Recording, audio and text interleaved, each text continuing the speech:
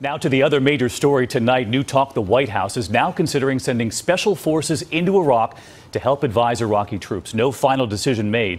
President Obama huddling with his national security team tonight, and among the concerns, protecting the U.S. Embassy. And just look, you can see it right there. The embassy, about 5,000 U.S. citizens live and work there, many on the move already.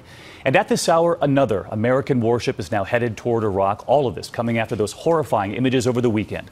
Iraqi soldiers in civilian clothes, many trained by American forces, being targeted by Islamic militants. ABC's chief global affairs correspondent Martha Raddatz is in Baghdad for us again tonight. Tonight, President Obama told Congress he is sending up to 275 soldiers and Marines to Iraq, 170 to protect Americans at the embassy in Baghdad. It is a $700 million fortress, 80 football fields in size, built to withstand attack. But tonight we have learned a significant number of the 5,000 who live and work here have been evacuated. This as the ferocious terror group ISIS took down yet another city. They are Sunni Muslims driven to crush their bitter enemy, the Shia Muslim forces of Iraq's government. As they roll, they are getting help from Sunnis across the country.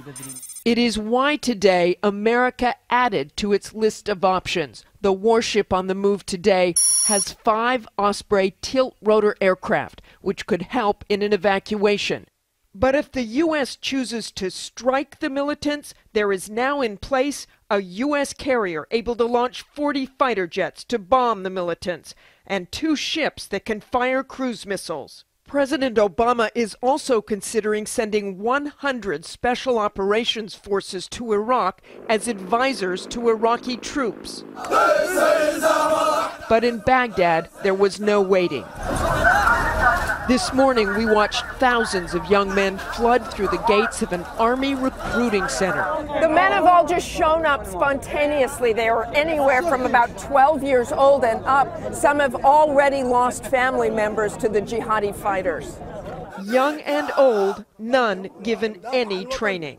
But today in Baghdad, we also found this, a celebration amidst the fear, a wedding. A new family that somehow through it all looks to the future.